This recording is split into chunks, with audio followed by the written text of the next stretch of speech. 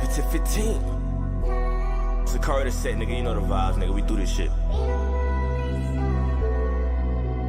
Ooh, don't run out of time, don't run out of time, don't run out of time. I got to get on my grind, she got to make up her mind. I gotta pray, cause without God, how could I shine? Stereotype committing a crime. I know the heathen better fall in line. Better get racks up for the dollar crash, cause he always giving a sign. Promise to the Wonder Woman, yes, she treat me right, so she always stay on my mind. Start without fit, you leading the blind. Keeping the law, don't fall with the swine. Right the bell arms and it's on my side, so corridor set, we built to survive. Like, ooh, don't run out of time, don't run out of time, don't run out of time. I got to get on my grind, she got to make up her mind. I gotta pray, cause without God, how could I shine? Stereotype committing a crime. I know the heathen better fall in line. Better get racks up for the dollar crash, cause he always giving a sign. Promise to the Wonder Woman, yes, she treat me right, so she always stay on my mind. Start without faith, you leading the blind. Keeping the law, don't fall with the swine. Right the bell arms and it's on my side, so corridor set, we built to survive. Like, these niggas be talking. Biblical smoker had a heathen coffin. Claiming they know the Bible, but be scoffing. Hearing the gospel, leave him in a coffin. Living in water just like I'm a dolphin. Preaching the word could never be softened. Spinning the block, I never be parking. Reading the scripture, you know that I'm stalking.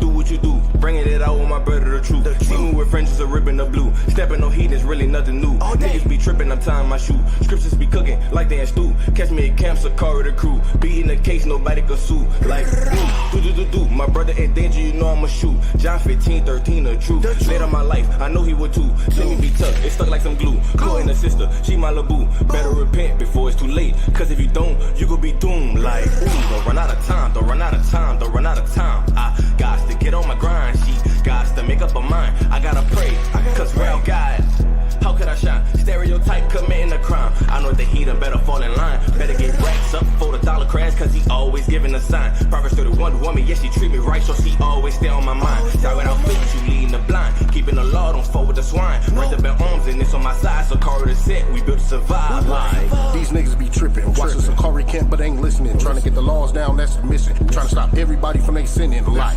spiritual battle. Baba got hands like it's Canelo. Leave your brain looking like Jello. Precept slapping you while saying hell no, hell no, hell no. Message to you, you better get right before the time is through, or your Hawashai will come through, have you looking like missing food. Trust me, that shit is real. I'm tired of my people out here getting killed. All y'all heathens gonna get drilled. Esau, you going in the grill. Believe that. Spitting these facts while putting Space City on the map. Got these haters all on our back, but with God we can handle that. Handle that. Trust and believe. Time is almost up for us to leave. Keep your faith and just believe. Work and faith is all you need. ooh, don't run out of time, don't run out of time, don't run out of time. I got to get on my grind, she got to make up her mind. I gotta pray, cause without God, how could I shine? Stereotype committing a crime. I know the heathen better fall in line. Better get racks up for the dollar crash, cause he always giving a sign. Promise to the Wonder Woman, yes, she treat me right, so she always stay on my mind. Start without faith, you leading the blind. Keeping the law, don't fall with the swine. Right the bell arms and it's on my side, so corridor set, we built to survive. Like, ooh, don't run out of time, don't run out of time, don't run out of time.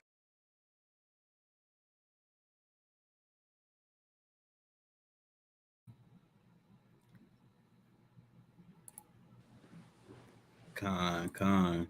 Mic check. Can you hear me? Con. All praises. Go ahead and get started, man. We'll give all glory, honor, and praises to the Most High God, Yahweh, and we do so in the name of His begotten Son, Yahweh Shah Hamashiach, who the world ignorantly calls Jesus Christ. Was indeed a black man. All right. All praises, man. All praises. We back on Wednesdays, man, with the classes, man. Officer Dawa Allah, War Dog Azan. Y'all know how it is, man. We got the powerful Officer Zachariah. He gonna join a little bit later on. So yeah, man. So we're gonna go ahead, get started. He'll hop on, man. Y'all see the title, right? Christ kept the Passover. So why don't you?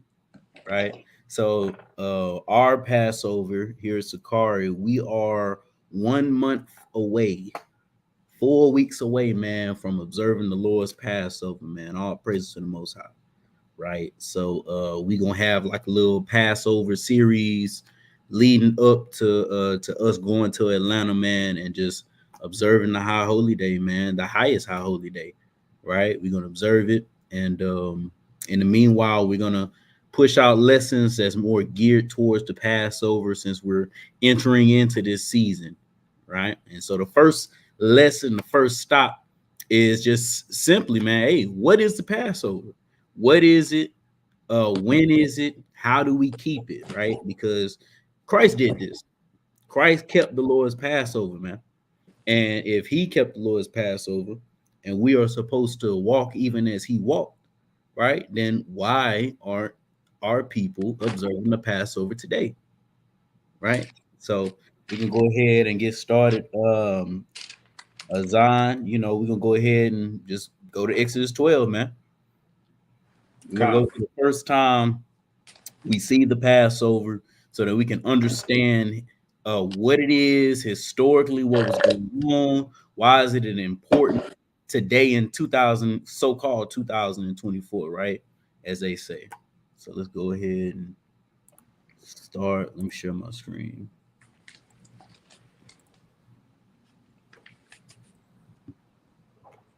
All right.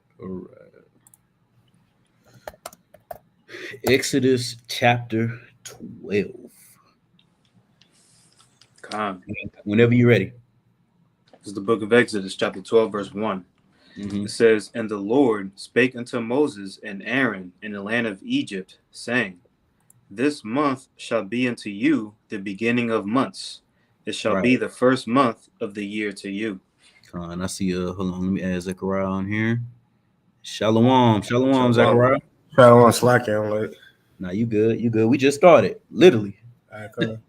Yeah, but like I told the audience and everybody, man, we just going through the Passover, with us being a month out from us going to Atlanta and observing the Passover, man. It's pretty much what we're gonna be talking about for the next couple of weeks. So the first is exactly what is the Passover, what happened during the Passover, when do we keep the Passover, and how do we keep it, right?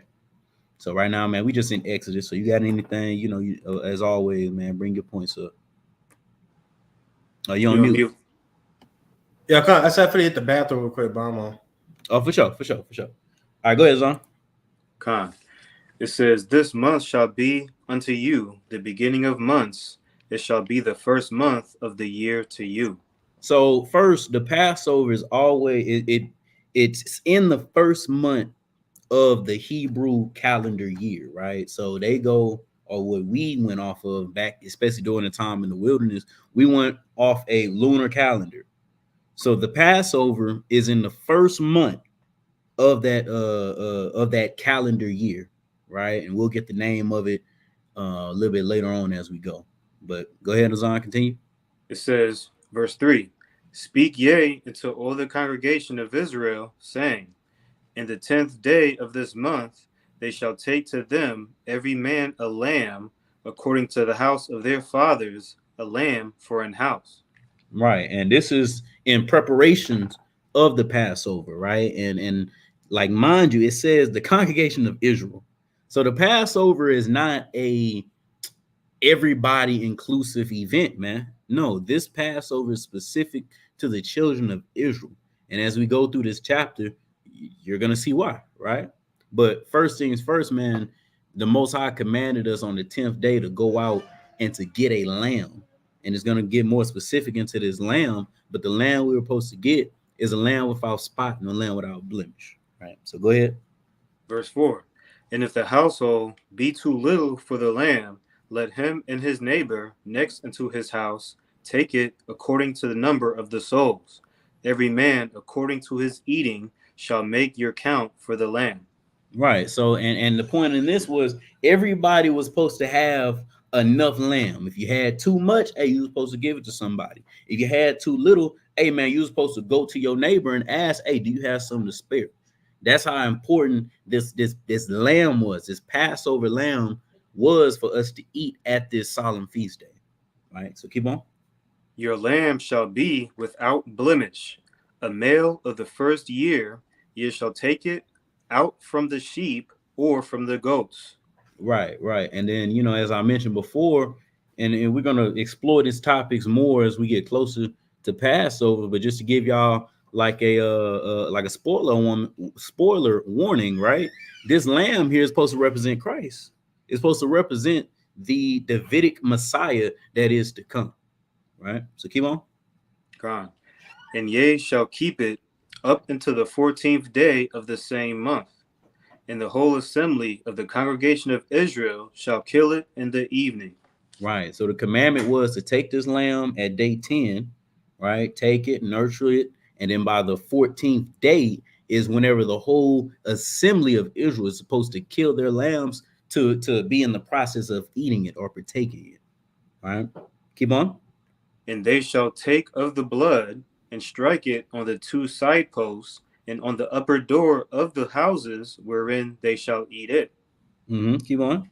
And they shall eat the flesh in that night, roast with fire and unleavened bread, and with bitter herbs they shall eat it. Right. So this is the first Passover. So the first Passover, what we had to do, we had to take the lamb and not only kill it and roast it, but we had to take the blood of the lamb and we had to put it in our doorposts. And the reason why we had to do that was so that the death angel that was passing in Egypt would pass over our house, right? And if it passed over us, that means that death angel didn't enter in our house to kill our firstborn as it did with the other Egyptians, right? So here we have it. They're eating it at night. They have to roast it with fire. They have to eat it with unleavened bread, and they have to eat it with bitter herbs. So in today's time, we eat it in similar fashion. We eat that lamb in haste. We eat it in the evening when the day turns to night. We roast it with fire. We eat it with our unleavened bread, right? We do all these things in rehearsal of what our ancestors once did in the past, right? So keep reading. Verse 9. Eat not of it raw, nor sodden at all with water, but roast with fire, his head with his legs, and with pertinence thereof. Keep on. It says, and ye shall let nothing of it remain until the morning, and that which remaineth of it until the morning ye shall burn with fire. So everything that we didn't eat when it came to that lamb, and we were supposed to gather it all together and then burn it up in fire once the morning came. Right? Keep on. And thus shall ye eat it, with your loins girded, your shoes off your feet, and your staff in your hand. And ye shall eat it in haste. It is the Lord's Passover. And this is the Lord's Passover, right? When we take that lamb and we kill it and eat it in the 14th day of the first month. And we eat it with unleavened bread and bitter herbs, man. The whole congregation of Israel. And then we burn it come the next morning, anything that's left over. This is the Lord's Passover, right? Now, as we read on, now you're about to see the story that comes behind the Passover. The Passover isn't just a feast day, right? It's not just a like a new moon or anything like that. No, there's actual historical weight to this thing. There's a story that happened, the whole reason why the Passover came about. So let's read on to see what was going on during this time, right? Go ahead. Verse 12. For I will pass through the land of Egypt this night, and will smite all the firstborn in the land of Egypt, both man and beast, and against all the gods of Egypt will I execute judgment. I am the Lord. So again, this is why we had to have that Passover. The Most High said he is going to smite all the firstborn in the land of Egypt. It didn't matter if you was a man, didn't matter if you was a dog, didn't matter if you was a cattle. If you was the firstborn, hey, the Most High, you got put to death in the land of Egypt.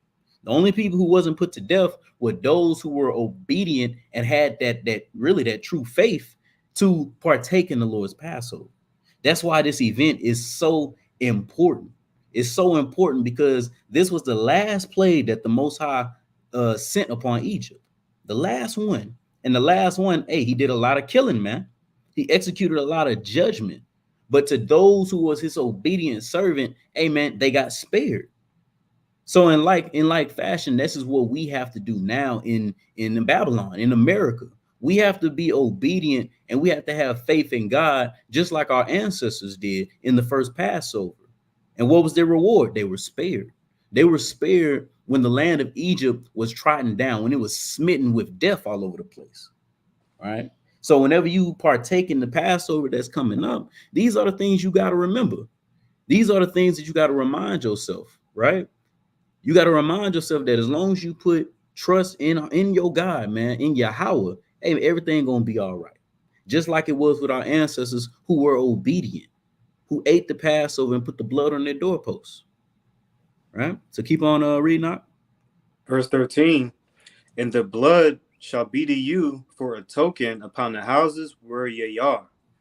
And when I see the blood, I will pass over you, and the plague shall not be upon you to destroy you when I smite the land of Egypt. Keep reading. And this day shall be unto you for a memorial, and ye shall keep it a feast to the Lord throughout your generations. And ye shall keep it a feast by an ordinance forever. For what? Forever. Hey, man, this is in the laws of God. The Most High is saying this feast right here, this Passover feast, you have to keep throughout your generations. You have to keep it throughout your generations, and it's an ordinance. It's a command forever, man. Not just for that time, not just for the time of King David, not just the time of antiquity. Hey, right now in 2024, you shall keep it a feast by an ordinance forever, man. Forever. Forever ain't over. Meaning we still have to keep this feast. Right? Keep on. Come on. Verse 15, 7 days shall ye eat unleavened bread. Even the first day ye shall put away leaven out of your houses. For whosoever eateth leavened bread from the first day until the 7th day, that soul shall be cut off from Israel. Right. So now another thing you have to do is you have to eat unleavened bread. That's why the Passover and the Feast of Unleavened Bread, they go hand in hand, right? Because on the first day of this feast, which is the Passover, you have to partake in eating unleavened bread. And you have to put all the leaven out of your house. And then for 7 days after that, you have to eat unleavened bread. So that's what we do today in 2024, right? We get a lamb. Now, obviously, you know, our lamb isn't going to be as pure as it was back in the day. You know, unless you raising your own lamb, that lamb is gonna have some issues and it's gonna have some problems. All right, I'm just be real. But this is, and we're gonna get more scriptures to back this up. But this is us rehearsing these acts, man. This is us putting that step forward to show the Most High, no, we are obedient to your word to the best of our ability, with all our might and all our soul, as Christ said, right? And part of that is observing this feast of the Passover, observing the feast of the unleavened bread, eating unleavened bread for 7 days, man, from the 14th day to the 21st day. You eating unleavened bread every single day. That's what goes into you rehearsing these righteous acts, right? And then all praises that we have Christ now, because back in the day, man, if you didn't do this feast, you was cut off from the people. This is what the law says. The law says you ought to be cut off from the people. That's how important this feast was, right? And that's also why it's so important that we have Christ now, because let me tell you, man, I started keeping the Passover maybe 3 years ago, 4 years ago. So I had over 2 decades where I didn't even do the Passover, man. Like a lot of y'all that's watching this, y'all had a time in your life where you didn't partake in the Lord's Passover. You're supposed to be cut off. But through Christ now, hey man, we are redeemed back unto the Father to where we can do these things that he commanded us. We can now partake in the Lord's Passover. And it's a beautiful sight. It's a beautiful thing. Right? So people who say, you ain't supposed to be keeping the feast days, man, I don't know what y'all talking about. Right? Go ahead, Azan. Slaki, I was just gonna add, Yeah. Like Officer Yakov say, plays mess up. So like we brought out in the scripture, it might be a time where you might slip up. Lord willing, it doesn't happen, right? But Lord willing, we got that grace like you going into. If we happen to eat leavened bread, we slip up, hey man, now we have that that grace, Lord willing, in the form of Christ. Con. Good point. Con.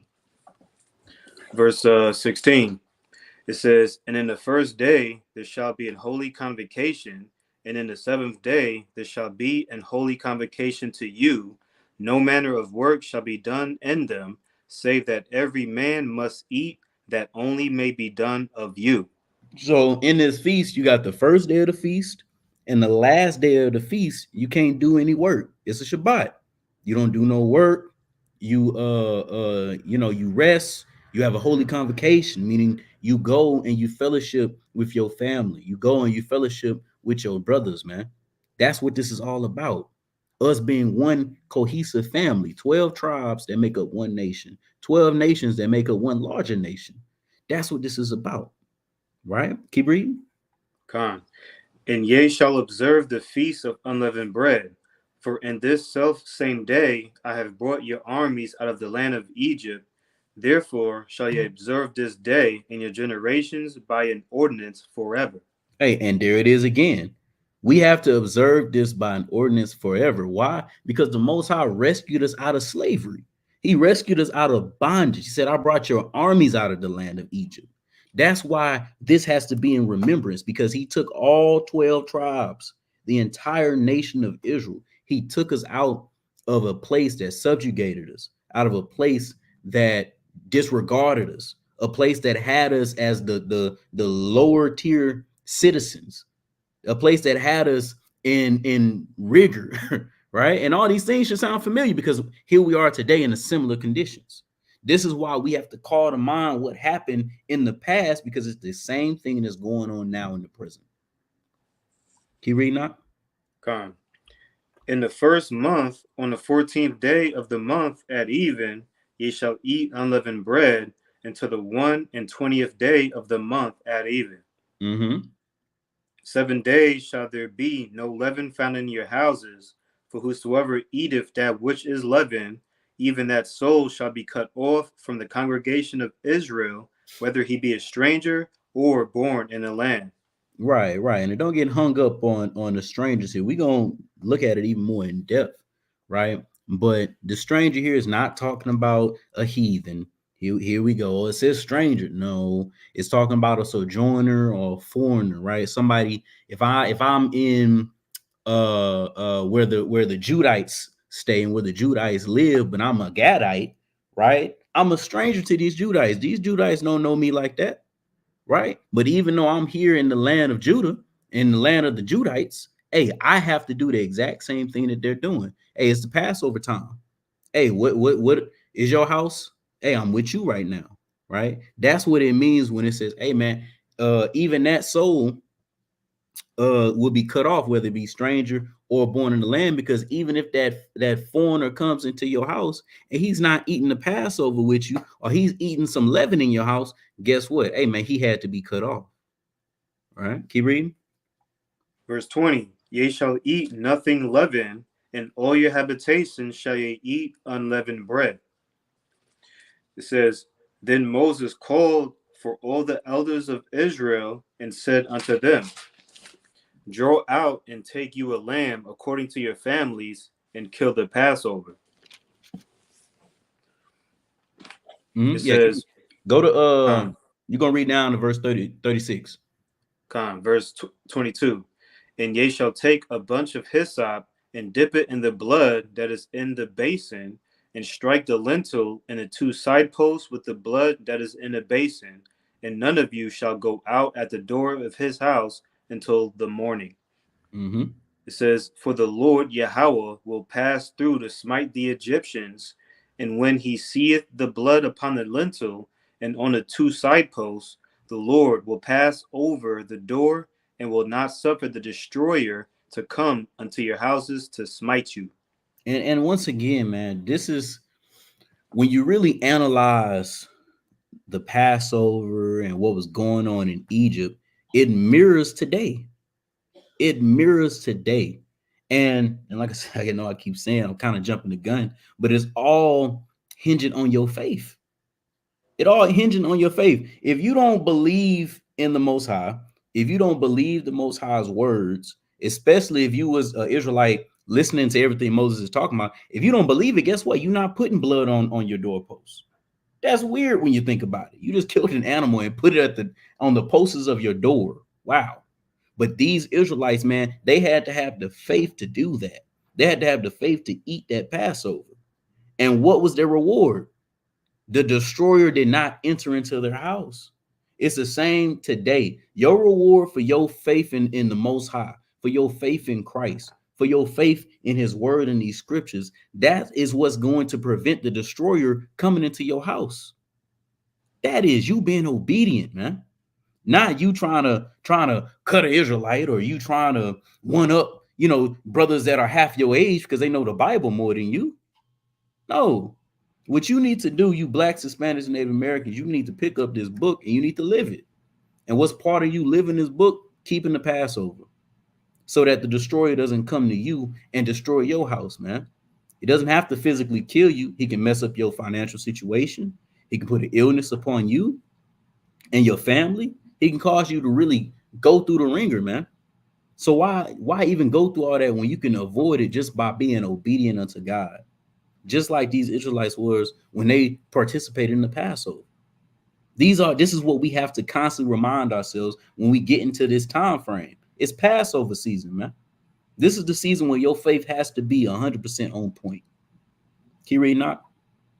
Verse 24, and ye shall observe this thing for an ordinance to thee and to thy sons forever. And not only you, but your children. And this is what we messed up, right? It ain't all our fault. It's the goddamn devil's fault. Y'all know who he is, right? But this is what we were supposed to teach our children. We were supposed to teach our children the Passover. We were supposed to teach our children about all of them Hamites that got killed, all them Egyptians that got killed because they oppressed our people, man. We were supposed to pass this down for generations and generations, but there was a gap. There was a gap to where we didn't know anything about that. But now, all praises to the Most High. Hey, man, we're coming back to our heritage. We're coming back to actually keeping the Passover and teaching our sons so they can teach their sons. And hopefully they ain't got a lot of teaching to do because, hey, we're going to be up out of here, Lord willing. But in that event, hey, our sons are going to know about this thing so that they can observe the Passover and they can teach their sons all the wonderful things the Most High did to rescue us out of Egypt. Can you read now? Verse 25, and it shall come to pass, when ye be come to the land which the Lord Yahweh will give you, according as he hath promised, that ye shall keep this service. Mm-hmm. And it shall come to pass, when your children shall say unto you, what mean ye by this service? So for all of you, especially you guys that are new in this faith, right? That's new, learning you're an Israelite, especially, if y'all have children or kids, when you come to this season of Passover, right? If you keep it with us in a month from now, or if you keep it two months from now, however, right? As long as you keep it. When you keep it, these are the things you have to tell your children. When they ask you, mommy, what's the Passover? Daddy, why we got to eat the lamb? Daddy, we got to eat that bitter herb? Why are we doing all this, right? The Bible says this is what you should tell your children in them days. Go ahead, I read. That ye shall say, it is the sacrifice of the Lord Yahweh's Passover, who passed over the houses of the children of Israel in Egypt, when he smote the Egyptians and delivered our houses, and the people bowed their head and worshiped. So that's the point, man. He delivered us. He delivered us, man. He delivered us out of captivity. Our first time in captivity, our first major captivity, all 12 tribes, the Most High delivered us with a mighty hand. He spoiled these Egyptians, man. He killed them. He said, teach this to your children how I killed them Egyptians for you. But people want to say God is all love. Come on, man. Come on, man. This is the God that wants our children to know how he personally dealt with the Egyptians. Come on. Because of the love he has for Israel. Can you read not? God. It says, and the children of Israel went away and did as the Lord Yahweh commanded Moses and Aaron, so did they. God. It says, verse 29, and it came to pass that at midnight the Lord Yahweh smote all the firstborn in the land of Egypt, from the firstborn of Pharaoh that sat on his throne, unto the firstborn of the captive that was in the dungeon, and all the firstborn of cattle. Everything that was the firstborn in Egypt, it died. Because the Most High, that's what he wanted to happen. As a judgment on a punishment for the Egyptians having his anointed in captivity, man. Having his chosen in captivity. It's powerful, man. Can you read? And Pharaoh rose up in the night he and all his servants and all the Egyptians, and there was a great cry in Egypt, for there was not a house where there was not one dead. All praise to the Most High, man. Them Hamites got death. Keep reading. Verse 31, and he called for Moses and Aaron by night and said, rise up and get you forth from among my people, both ye and the children of Israel, and go. Serve the Lord as ye have said. Also take your flocks and your herds as ye have said, and be gone, and bless me also. Verse 33, and the Egyptians were urgent upon the people that they might send them out of the land in haste, for they said, we be all dead men. Hey, man, hey, they wanted us gone. They didn't want us in there no more. Because you got to remember, man, Egypt got hit with plagues. Before the firstborn died, Egypt was getting messed up. So here it is. Everybody knows what's going on in Egypt is these Israelites' fault. And now every Egyptian had at least one person dead in their house, man. They say, hey, y'all got to go. Right? Y'all got to leave or we all going to be dead. Keep reading. And the people took their dough before it was leavened, their netting trucks, being bound up in their clothes upon their shoulders. Y'all know, especially them old movies where like a little boy or something, he would run away from home and he got like the stick with like the little cloth tied up with all his belongings. That's how it was. That's how it was with us leaving, man. We just had to grab what we could and we had to go. Right? Keep reading. And the children of Israel did according to the word of Moses, and they borrowed of the Egyptians jewels of silver and jewels of gold and raiment. Hey, man, and when you actually go into it, hey, man, we ransomed them. We just started taking what we could. Like, yeah, let me hold that. Appreciate it. Yeah, that's some nice earrings right there. Let me hold that. That's a nice sword. Yeah, let me get that off you too, right? We were spoiled. We were taking everything the Egyptians had when we left, man. Hey, Slocky, when you watch these movies like the 10 Commandments and everything, they leave this part out. Oh yeah. Why would they? Why would they put that part in there, man? Like we literally like the Grove sisters, like, yeah, let me have that. Appreciate that. Appreciate it. And we out. But it shows you how terrified they was of us, man. And in like fashion, hey, the people where we are today, they're gonna be just as scared of us. As the times get closer and closer, they're gonna realize, oh, they're the reason why all this is happening. Just like back in the old Egypt. They're gonna realize that, man. They're gonna have that fear on them whenever we start waking up to who we are. Right? It says, and the Lord Yahweh gave the people favor in the sight of the Egyptians, so that they lent unto them such things as they required, and they spoiled the Egyptians. Hey, they spoiled. Matter of fact, let's go into that. I'm curious. I'm curious. Spoiled. Let's look at the word spoiled. Right? Deliver, recover, escape, at all, take out, to snatch away, to tear oneself away, to be torn out or away, to strip off, spoil, to deliver, to be plucked out, right? To snatch away, whether in a good or a bad sense. So before we left, man, hey, we were just taking away everything the Egyptians could throw at us, man.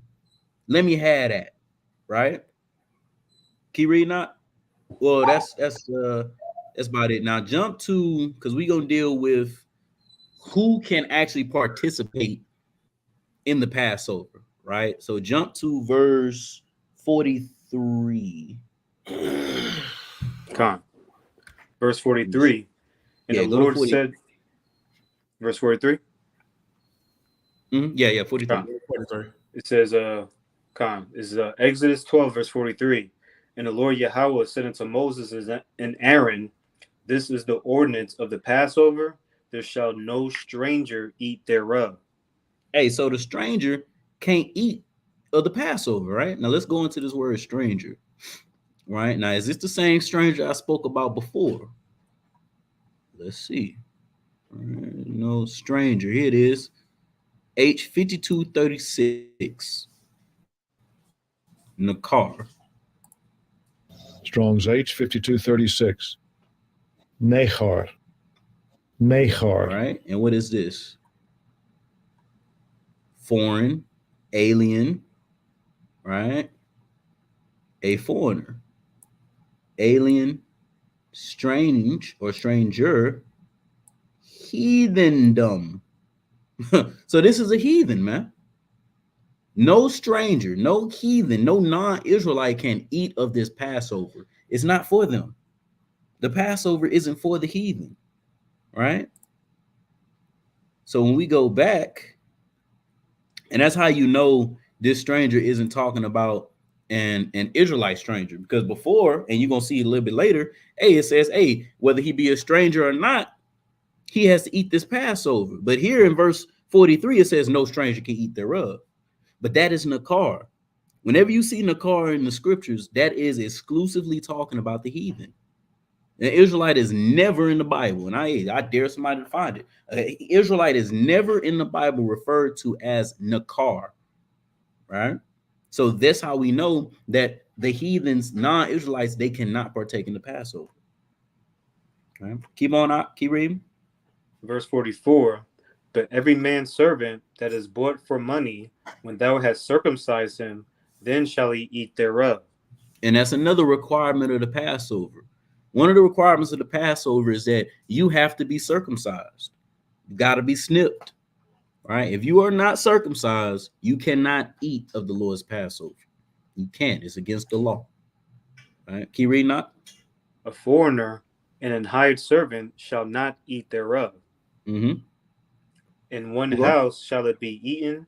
Thou shalt not carry forth aught of the flesh abroad out of the house, neither shall ye break a bone thereof. Right, and that's a lot of meat on that right there. We're gonna get to that in probably the next class, the next Passover class. But that's this scripture right here, verse 46, is extremely important because it points to Christ, man. But we're gonna break that down another time. Right, keep reading. Come. It says, all the congregation of Israel shall keep it. Mm-hmm.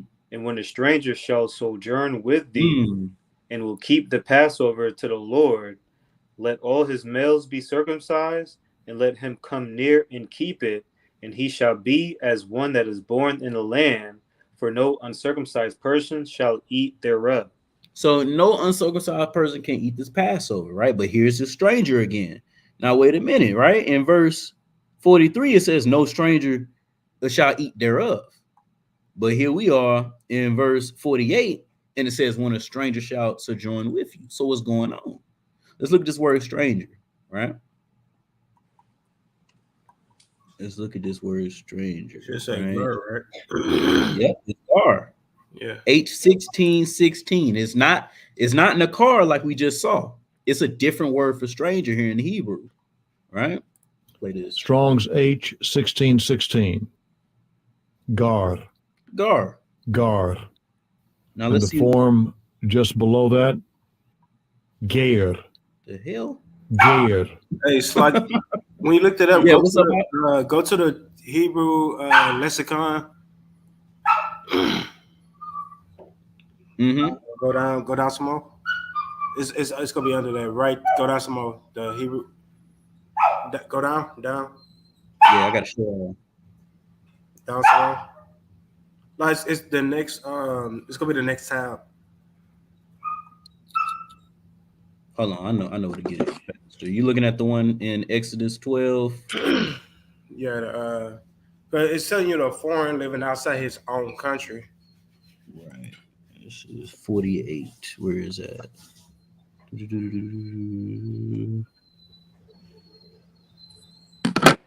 Here it is. Well, this is 12 and 19.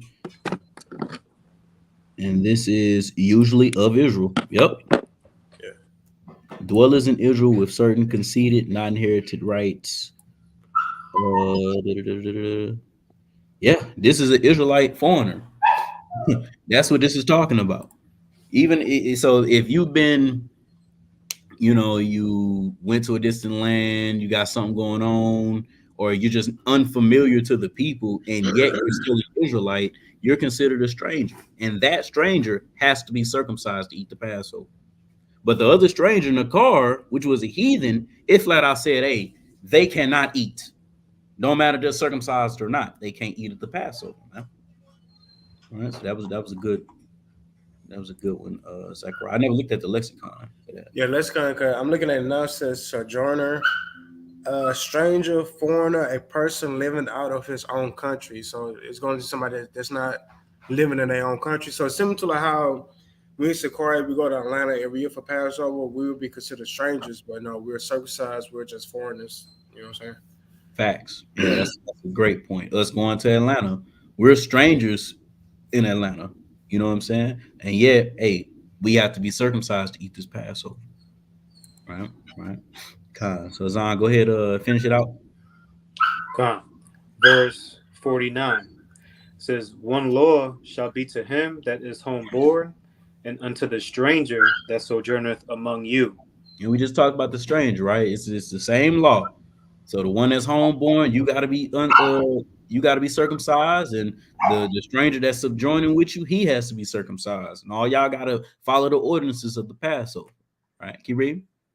Thus did all the children of Israel, as the Lord Yahweh commanded Moses and Aaron, so did they. Mm-hmm. And it came to pass the selfsame day that the Lord Yahweh did bring the children of Israel out of the land of Egypt by their armies. And that's the whole point, man. That's the story of the Passover. The story of the Passover is that the Most High commanded us to take a lamb, to kill it, to put the blood on the door, to eat of it. And then what was going on in Egypt at the exact same time, the death angel was rolling about, killing all the firstborn, be it human or animal. It didn't matter. But the Lord spared those who was obedient, and immediately after that, we was let go. We was let free. That's the story of the Passover. That's what we commemorate forever throughout all our generations, and what we got to tell our children. Right now, when do we celebrate, or when do we observe it? Right, Azan, give me Exodus 13 and 6. And then Zechariah, if you can hold Deuteronomy 16 and 1 for me, we're gonna get that too. Right. So go ahead. Exodus 13 verse 6 says, 7 days thou shalt eat unleavened bread, and in the 7th day shall be a feast to the Lord. Right, and we know this is we talking about the Passover here, the feast of unleavened bread. Keep reading. Unleavened bread shall be eaten 7 days, and there shall no leavened bread be seen with thee, neither shall there be leaven seen with thee in all thy quarters. Keep on. It says, verse 8, and thou shalt shew thy son in that day, saying, this is done because of that which the Lord did unto me when I came forth out of Egypt. And notice how important it is that your son has to know about this. Your children has to know about this. Over and over again, the Most High wants you to make sure that you tell your sons and your daughters why we have to observe this day. Right? Keep on. It says, and it shall be for a sign unto thee upon thine hand, and for a memorial between thine eyes, that the Lord's law may be in thy mouth. For with a strong hand hath the Lord Yahweh brought thee out of Egypt. Hey, because the Most High, he wants his law to be in our minds, man. He wants us to meditate on his law day and night. That's why he took us out of Egypt, man, so that we can serve him properly. And this is why he's going to take us out of America now. Why? So we can serve him properly, man, and be his people, and he be our God. But here's the point in verse 10. Go ahead. It says, thou shalt therefore keep thou shalt therefore keep this ordinance in this season from year to year. And you have to keep the Passover in its season, year to year, right? So I know we got congregations who don't, necessarily have their Passover at the same time as us. That's fine. But as long as you are keeping it in its season, like there should be no reason for any congregation to keep the Passover in June. That's not the season of the Passover. June is not the season of the Passover. October is not the season of the Passover. You have to keep the feast in its proper season. So what is it proper season, right? Zechariah, you got that Deuteronomy? Con. Yeah, go ahead, read that for me. It's the book of Deuteronomy, chapter 16, verse 1. Observe the month of Abib and keep the Passover unto the Lord thy God. For in the month of Abib, the Lord thy God brought thee forth out of Egypt by night. So the Passover is in the first month, and this first month is what they called Abib, right? So first, let's go into it. Let's look at what they have for Abib here, and then I'm gonna read an extra source that I have with me here. So Abib, right? Fresh young barley ears. That's what the word means. It's a month of ear forming, of greening of crop, of growing green Abib, month of Exodus and Passover, March or April. That's the season. The season of Passover is between the months of March and April. That's one witness, right? And I got another one. I don't bring this out as often as I should be, right? But it's the compact Bible, right? A lot of y'all know, especially if you're new in the faith, you got this book, right? So let's see what this book says on page, I believe 20. Let's see. 13. On page 13, it reads Abib, an ear of corn, which is what the blue letter also corroborates. It says the pre-exilic name for the first month of the year. Exodus 13, verse 4, Exodus 23 and 15, Exodus 34 and 18. After the exile, the name was changed to Nisan, and that was in Babylon.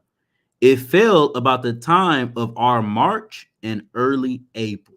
So that's the season. If you want to observe the Passover, the season of the Passover is between the months of March and April, right? It doesn't matter if I keep mine on March the 5th, you know what I'm saying? A brother is not necessarily wrong for keeping his April the 5th. You know what I'm saying? And why is that?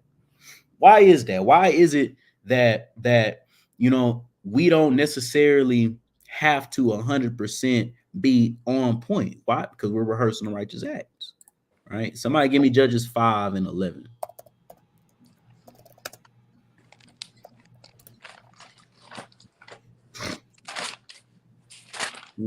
Judges 5 verse 11. It says, "They that are delivered from the noise of archers in the place of drawing water, there shall they rehearse the righteous acts of the Lord, even the righteous acts towards the inhabitants of his villages in Israel. Then shall the people of the Lord go down to the gates." And this is what we do, man. Right? We want to be delivered from the noise of the archer. We want to be delivered from the missiles, man. Out of a place of drawing waters, man. We want to be delivered from captivity. And how do we do that? We have to rehearse the righteous acts. So you can't fault a brother that is rehearsing the righteous act. You can't fault him if his Passover is a couple weeks after yours. That ain't the point of it. The point of it is that he is rehearsing righteous acts unto the Lord Yahweh, man. Right? Zechariah, you had something? I was looking something up because I think we had a conversation about this, that Yahushua and the disciples, they kept the Passover, and then you read about how the Jews was going to keep it the day after, but I was trying to make sure that was right. Mm-hmm. I got a precept. Yeah, what you got up? Colossians 2 and 16. Yeah, I was about to get that next. Go ahead, bring it up. It says, Colossians 2 and 16 says, "Let no man therefore judge you in meat or in drink, or in respect of an holy day, or of the new moon, or of the Sabbath days." Hey, and that's the thing, man, because we're all learning, right? We're all learning. Majority of Israelites now, man, they didn't grow up in this. They didn't grow up keeping the law, statutes, and commandments of the Most High. And even if they did, right, we did not get the 100% pure doctrine that was given on Mount Sinai. We just didn't. Too many things have happened in history. So we not all are going to be on the same page, especially when it comes to dates. Especially when it comes to dates, man. That's why the Bible says, hey, let you observe it in its season. As long as the brother is keeping it in his season, hey, man, he is rehearsing those righteous acts. I got a precept. Con, what you got? The book of Sirach, chapter 8 and verse 5. Yeah, just It read it. says, reproach not a man that turneth from sin, but remember that we all are worthy of punishment.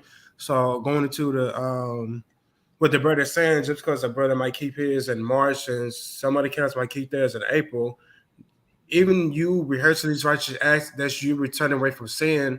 And the Bible tells you not to reproach a man that's turning away from sin, because there was a time when none of us was keeping Passover. So the simple fact that a brother is keeping Passover and whatever in the due season that he believed the Passover falls in on within the month of Abib, don't reproach that man, because at least he's rehearsing the righteous acts. Gone. Exactly. Right. So we know a little bit of the history of the Passover. We know how to keep the Passover. Right now, we're gonna tackle because a common scoff from Christians, Christian Israelites, right, is that you can't keep the feast days outside of the land, right? Which would include the Passover. That's some people's excuses why they don't keep the Passover, right? So let's look at this. Azan, if you can read Numbers 9 and 15 for me. Numbers 9 and 5 or 15. Salaki, Numbers 9, chapter 9, verse 5. This is Numbers 9 and verse 5. Mm-hmm. And they kept the Passover on the 14th day of the first month at even in the wilderness of Sinai, according to all that the Lord commanded Moses. So did the children of Israel. And this is the second Passover. They kept it in the wilderness. They kept it in Sinai. They weren't in the land yet. And yet they kept the Passover. Well, wait, Dawala, that's before they even crossed the Jordan. That's before they even went in the land. Okay. Well, what about the disciples? Did all the disciples keep the Passover in Israel? No. Let's see that, right? Azan, you give me Acts 20 and 6, Baba Kasha. Okay. All right. Let's see if these apostles kept the Passover in Israel, right? Matter of fact, read to get a little bit of context. Read verse 1 and start from verse 1 and drop to verse 6. This is Acts 20 and 1. And after the uproar was ceased, Paul called unto him the disciples and embraced him and departed for to go into Macedonia. Mm-hmm. Now, mind you, right here is Paul, right? And he departed to go into where? Into Macedonia. Remember that, right? Now jump to verse 6. Verse 6, it says, and we sailed away from Philippi after the days of unleavened bread, and came unto them to Troas in 5 days, where we abode 7 days. So it says we sailed away from Philippi after the days of unleavened bread. So that means they were in Philippi. Philippi is a province that's in Macedonia. And it says here, they celebrated the Feast of Unleavened Bread. They were not in the land of Israel. And yet they still celebrated the feast. What do we say to that? Right? And this is after the death of Christ. And we're seeing people still observing the Passover after the death of Christ.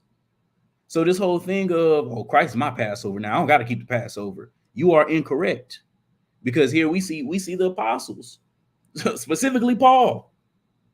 And this isn't the first time that you see Paul keeping the Passover. You see Paul, who is the Messiah for a lot of Christians, he's even keeping the Passover, man. So back to the question of the title of this video, why don't you? Christ kept the Passover. Paul kept the Passover. The apostles kept the Passover. Why aren't you keeping the Passover, man? All right. Somebody give me if y'all had anything. I don't know if y'all had anything. Y'all got something? Wow. No. Con. Give me John 2. Right. It's like, I'm gonna jump off because I gotta get to the plantation. For sure. Shalom, Mark. Y'all hold it down though. Con. Our brother got to go back to the slavery, man. Because we in captivity. Yeah, that's why we talking about the Passover. But yeah, what's up? I'm gonna hit you up because I'm trying to get my schedule changed. So I'm gonna hit you up. Okay, for sure. All right. Yeah, we can do that.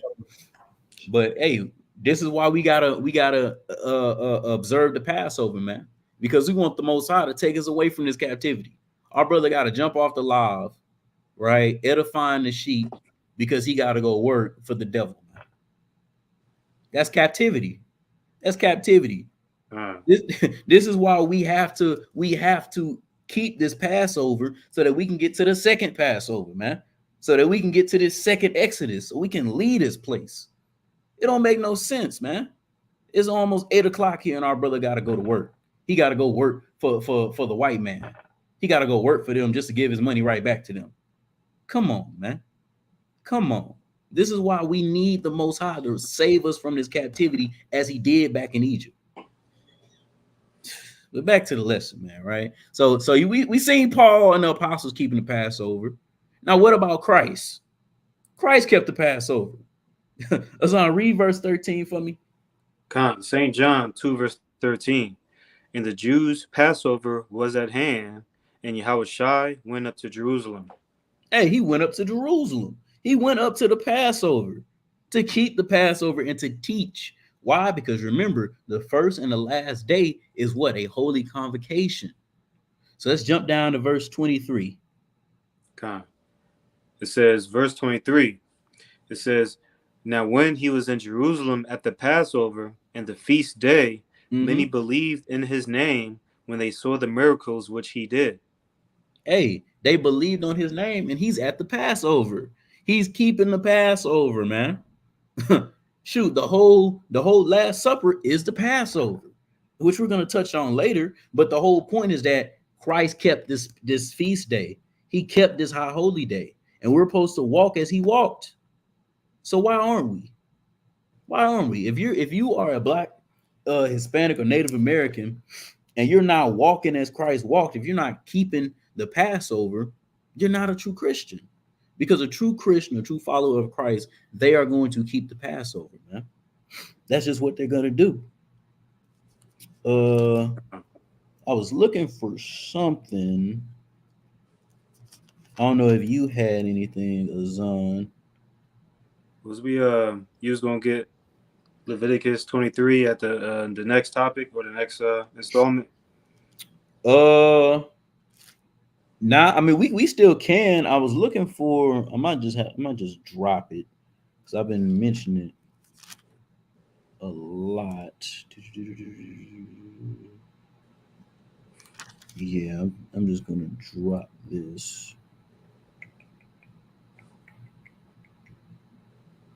Yeah, I'm just gonna drop it. But yeah, so the whole point. You want to get Leviticus 23? Nah, we don't got to. No? Okay, con. But the whole point of this is just we're seeing Christ keep this Passover. We're seeing the apostles keep the Passover, right? And we have to keep the Passover now because we are rehearsing those righteous acts, like we read about in Judges 5 and 11. And part of those righteous acts is keeping this Passover, right? Give me Titus 2 and 12 of Zion. Okay. So that we can just prove why we have to observe this high holy day, right? Go ahead, read that. This is the book of Titus 2, verse 12, teaching us that denying ungodliness and worldly lusts, we should live soberly, righteously, and godly in this present world. So in this present world, one of the things that we have to live by is righteously. How do you live righteously? What is our righteousness, right? So give me Deuteronomy 6 and 25, and then just go ahead and give me this one. We're gonna go to Psalms after this. All right. What is righteousness? How do we live a righteous lifestyle? The Bible tells us, the law specifically tells us. Go ahead, read that. This is Deuteronomy 6 and 25. And it shall be our righteousness if we observe to do all these commandments before the Lord our God, as he hath commanded us. Hey, so it's our righteousness when we observe all these commandments. What's a commandment? Oh, keeping the Passover, eating unleavened bread for 7 days, right? That is a commandment that we have to keep. That is how we live righteously. That is how we rehearse the righteous acts, right? Azan, give me Psalms 119 and 127. Yeah, give me that. This is Psalms 119, verse 127. Therefore I love thy commandments above gold, yeah, above fine gold. That's not it. It's 172, Salakia. That was not too Salakia. That's low. it. Yeah, that was good too, though. God. Yeah, you see the spirit. This one I want. 119 and 172, Salakia. Psalm 119, verse 172. My tongue shall speak of thy word, for all thy commandments are righteousness. All the commandments of God are righteousness. So if I want to live a righteous lifestyle, if I want to rehearse the righteous acts, guess what I got to do, ladies and gentlemen? Oh, keep the commandments of God. And what's part of the commandments of God? Observing the Passover, right? On the 14th day in the first month, eating unleavened bread for 7 days after that, being circumcised when you eat that, right? Eating it with bitter herbs, eating it with haste. That is how we live a righteous lifestyle. That's how we walk after the manner of Christ, right?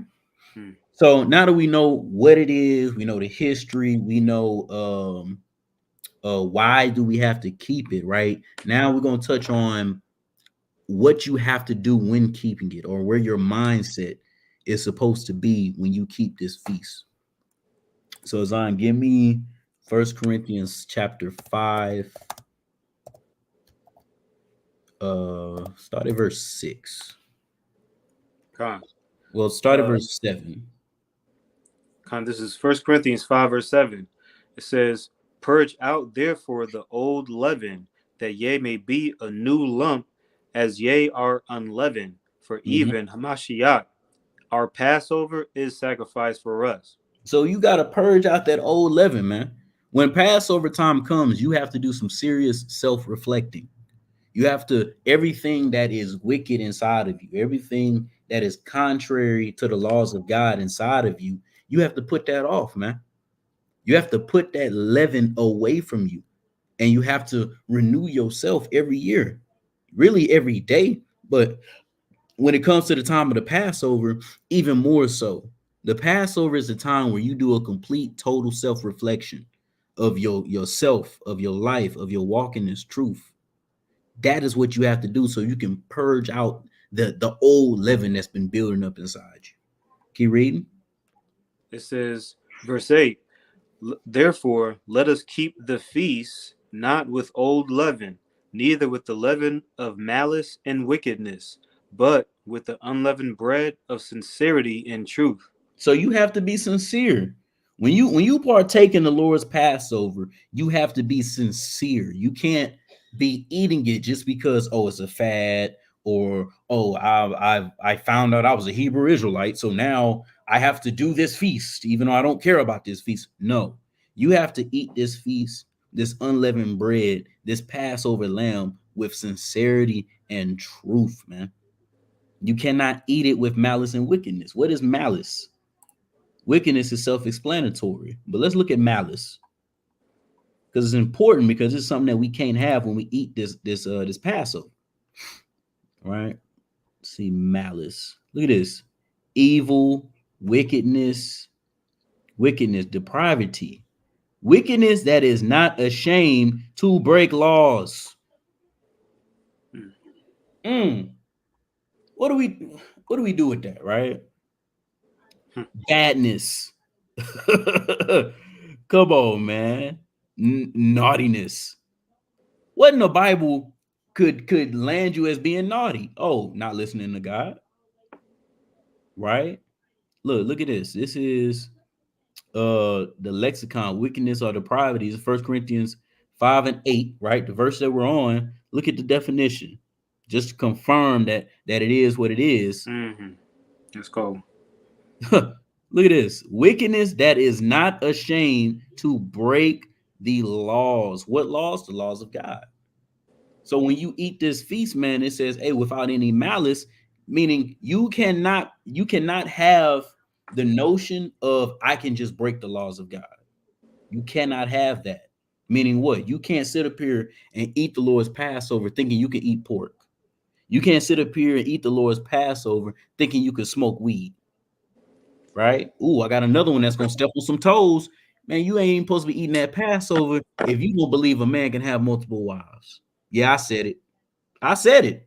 I Bring said, that out. hey, we just lost some views, Azan. We just lost some views. Comments blowing up. Comments blowing up, man. But Bring it the out. Bible say what it say, right? It say what it say. What of malice is wickedness that is not ashamed to break the laws. If you're a woman and you ain't listening to your husband, guess what? You're in violation of breaking the laws. You need to fix that before you eat that lamb. If you a man that's doing, some secret sins, you need to fix that before you eat this lamb, man. Because all of that is going into malice. And you cannot partake in the Lord's Passover and you got malice and wickedness in your heart, man. You can't do that, right? And we're gonna double down. We're gonna get some more scriptures on that. Azan, give me 1 Corinthians 11 and start at verse 20. God. 1 Corinthians 11, verse 20. When ye come together, therefore, into one place, this is not to eat the Lord's Supper. Keep on. It says, for in eating everyone taketh before other his own supper. Did I read that right? I'll read it again. It says, for in eating everyone taketh before other his own supper, and one is hungry and another is drunken. Hey, listen, don't come to the Passover with the notion of, yeah, I'm coming to get some food.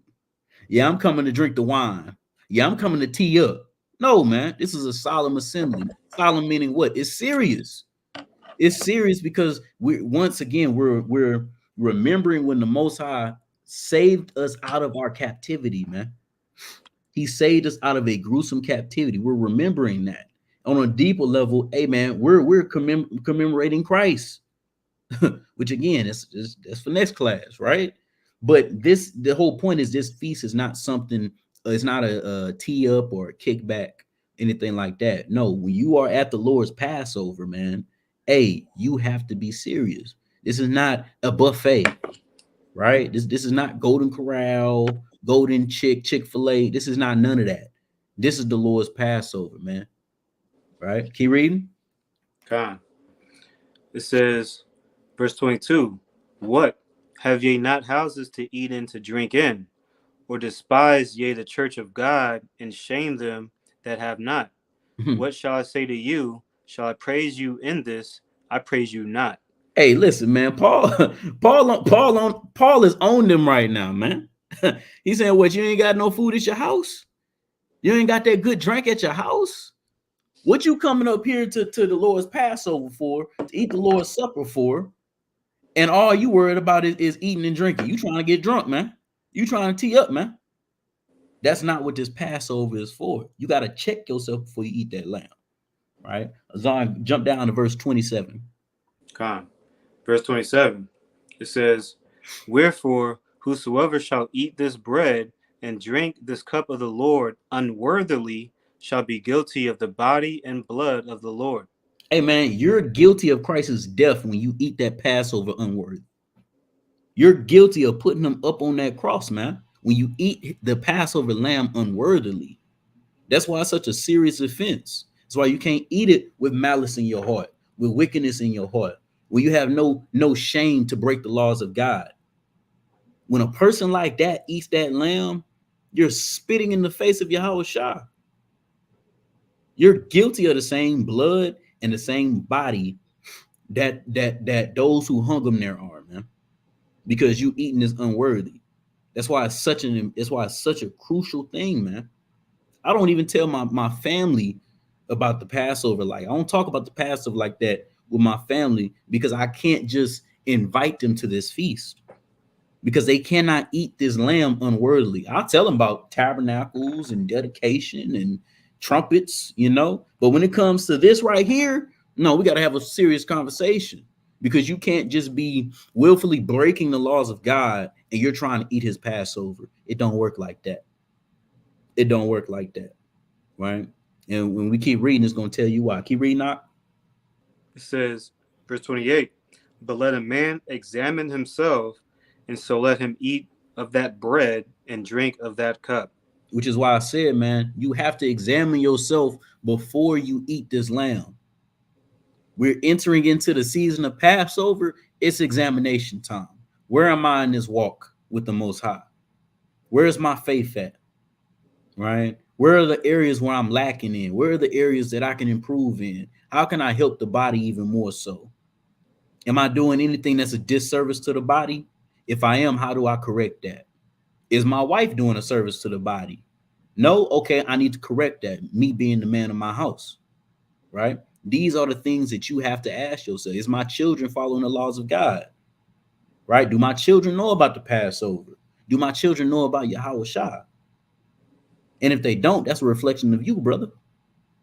That's why it says, let a man examine himself. This is the time, this is the best time of the year, because this is the time of year for improvement. This is the time of the year, you know, everybody say, oh, my goals and my New Year's revolution, yada, yada. Man, cut that, right? It's Passover time. You examine yourself and you figure out the steps that you have to do to better yourself in this movement, man, to be a better laborer for Christ. So you can go out and feed the sheep as he told us to do. This is why this is an important time of the year. And when you throw this behind you and say, oh, we don't got to keep the Passover no more, guess what? You're no longer examining yourself. You're no longer making sure you got malice and wickedness away from you. Every year at the Passover, it should be a 100% clean slate for you. You should go forward from that point on with a whole different mindset, because you know what you need to do, because you examine yourself. But that person that don't do that because he drinks it unworthily, hey, listen, you got damnation upon yourself. You got destruction upon yourself. It is not always the Most High taking your life. The Most High could just put you in a bad situation. He could put you to where, hey, man, you ain't got no bread, rent due, kids is hungry. He can give you a fate worse than death, man. Right? Read the next verse out. Come. It says, verse 29, for he that eateth and drinketh unworthily eateth and drinketh damnation to himself, not discerning the Lord's body. You eat, hey, listen, bro, you bringing damnation on yourself. What the Bible says, you bring damnation upon yourself. Why? Hey, you know, spoiler alert, but that lamb represents Yahweh Shah, man. So if you partake in Yahweh Shah unworthily, when you still have wickedness and malice in your heart, you deserve damnation, man. You deserve that. Can you read this last verse? It says, verse 30, for this cause many are weak and sickly among you, and many sleep. And that's why you have these problems. That's why I said the Most High don't gotta always kill you. Hey, man, he can make you weak to where you can barely walk. He can make you weak to where you can't even pick up your little boy, your little baby no more. He can make you sickly to where you're bedridden for years. He can give you cancer. Man, listen, he can do a whole bunch, man. He can mess you up because you ate this feast unworthily. That's why Paul ends this chapter with this. And I read it. It says, if any man hunger, let him eat at home. that you come not together unto condemnation, and the rest will I set in order when I come. So if you are not examining yourself, if you're not fully putting off wickedness and adhering to the laws of God, Paul says you need to eat at home. He said, don't even come to the supper. Don't even come to the Passover, because all you're gonna do is bring condemnation upon yourself. It's a serious offense, man. It's a very, very serious offense. And that's why we have to come and we have to explain these things to you, brothers and sisters, right? Because there's always a new sheep that's coming into the fold. Somebody don't know this. Some of the people watching, y'all know all this, right? But to those who don't, and even those who do, sometimes you need a refresher. Sometimes you need that refresher. But this is how we observe the Passover. We know what it is, right? The Most High sending that last plague on Egypt, killing the firstborn of everything, killed them sneaking Hamites, and then he rescued us and delivered us out. We know how to keep it. We got to eat lamb on the 14th day of the first month. We got to eat it with bitter herbs. Men have to be circumcised, right? You got a holy convocation on the first and the last day. No work shall be done, right? And you have to rehearse those righteous acts. That's what you have to do, right? Let me get two more, and then we're going to be out. Zan, give me Ecclesiastes 7 and 16.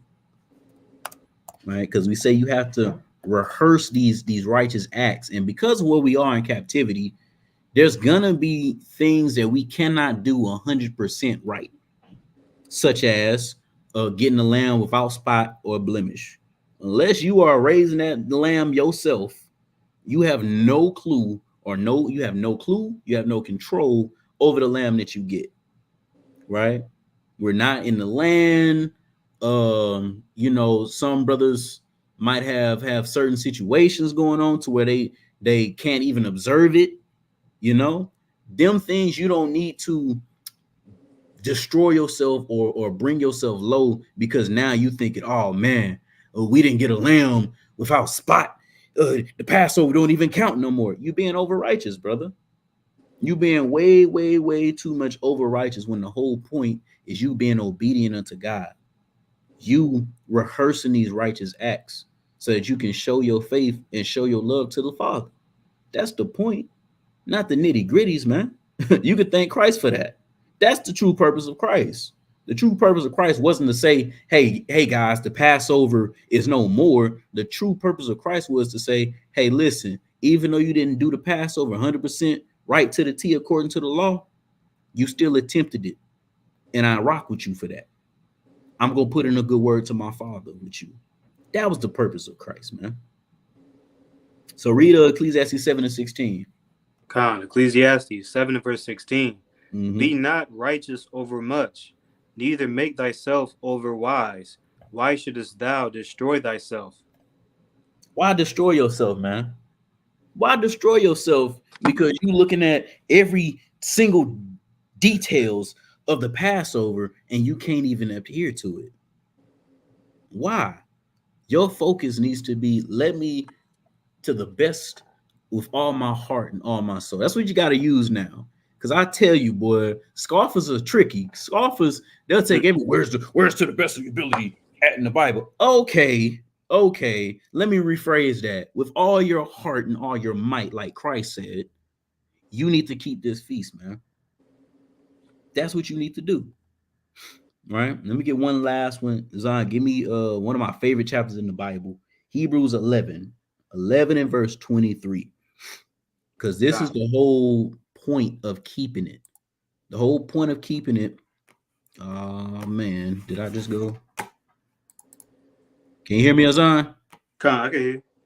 Okay, I think my computer just froze. Okay. Well, if you can still hear me, go ahead and read verse 23. I just might not have it on the screen. Yeah, it's pulled up. So Hebrews 11 and 23, it says, by faith, Moses, when he was born, was hid 3 months of his parents because they saw he was a proper child, and they were not afraid of the king's commandment. Right. So the whole point of this thing, man, is your faith to the Most High. Just like Moses's parents with verse 23, they had faith, man. They had faith enough to hide Moses away and to know he was going to be okay. They put him in a river, man. How much faith you got to have in the Most High to put your infant son in a river and you trust everything's going to be okay? In like fashion, man, this is why we have to adhere to the Passover. We got to have that faith, man. Keep reading. It says, by faith, Moses, when he was come to years, refused to be called the son of the Pharaoh's daughter. Keep reading. I was reading from the screen. Yeah, man. My stuff shit. I'll get it real quick. Verse 26. Well, yeah, 25. 25? Okay, Just start back from 24. Hebrews 11 and verse 24. It says, by faith, Moses, when he was come to years, refused to be called the son of Pharaoh's daughter, choosing rather to suffer affliction with the people of God than to enjoy the pleasures of sin for a season. And that's what we got to do, man. We got to be like Moses. We can't sit up here and enjoy the pleasures of sin any longer. We can't do that. We can't sit up here and choose to be called the son of Pharaoh, man. We can't be like these nations in America. We can't say, oh well, hey, nobody else is keeping the Passover, so I'm not gonna keep the Passover. Oh well, shoot, my people keep Lent. I'm gonna keep Lent. No, man, we gotta be like Moses. We gotta be like Moses and refuse to be called the son of Pharaoh's daughter. We gotta refuse this society, man. We have to. And Moses did all that by what? Through his faith, because he believed in similar fashions. You have to take that malice out your heart. You have to come back to the law, statutes, and commandments of God and keep his feast, keep the Passover. Man. Keep going. Come. It says, verse 28, esteeming the reproach of Hamashiach greater riches than the treasures in Egypt, for he had respect unto the recompense of the reward. Come on. Keep going. By faith he forsook Egypt, not fearing the wrath of the king, for he endured as seeing him who is invisible. And that's what we got to do, right? We cannot have the wrath or be afraid of the wrath of the principalities that's here now. We can't be afraid of Pharaoh, man. We can't be afraid of the devil, man. Y'all know who I'm talking about. We can't be afraid of them, especially when it comes to our heritage and his law. You can't be afraid to observe the Passover because of somebody that don't even look like you. Hell, even the people that do look like you, your own family, you can't be afraid to not keep the Lord's Passover because of them. You have to be strong like our forefathers, like our forefather Moses. You gotta have that faith, man. You gotta have that faith, just like Moses. It says by faith, man, he forsook Egypt. He forsook Egypt. And in the same way, you have to forsake the modern day Egypt. You gotta forsake this place. You gotta forsake this place and come back to the Father. Keep reading. Come. It says, verse 28. It's like it. Verse 20. Where was we at? You was 20, at 28. 28. Yeah. It says, Hebrews 11:28. Through faith he kept the Passover and sprinkling of blood, lest he that destroyed the firstborn should touch them. Hey, it says through faith he kept the Passover, man. And that's what we got to do today. We have to keep the Passover by our faith, just like Moses did. Remember, that was the first time they ever did anything like that. And yet, by his faith of not just Moses, but the other Israelites, they saw it through. They did exactly what the Most High said, down to putting the blood on the doorpost. That was his faith. So now you have to take your faith and you have to apply it to this exact same feast. And you have to keep it. Why? Because that is what you believe in the Most High. The Most High said, keep this for a statute of your generations forever. And if you truly got faith in the Most High, you're going to observe that feast because he told you to do so. Right? Give me that last verse 29. Now I got to figure out a way how to end this. All right, go ahead. Okay. This is Hebrews 11, verse 29. It says, by faith they passed through the Red Sea as by dry land, which the Egyptians, essaying to do, were drowned. Hey, and all that was through faith, man. Through faith, them Hamites died. All praises to the Most High, right? And it was through faith why we got rescued out of Egypt, right? So, yeah, man, that was the lesson. I don't know, Zon, do you have anything you want to add or you want to say? I was gonna get that. I mean, we kind of passed over that point, but I could just roughly paraphrase. This is short scripture anyway. But in Galatians 5:9, it says a little leaven. Go ahead. Galatians 5:9, it says a little leaven leaveneth the whole lump. You know, so just like the brother's bringing out, you know, we want to make sure that we examine ourselves and purge out that leaven. You know, so by the time the Passover comes, and you know, a month from now, you know, that we be a new man. We got that clean slate. You know, we could grow closer to the Most High. But that was it. Come on up.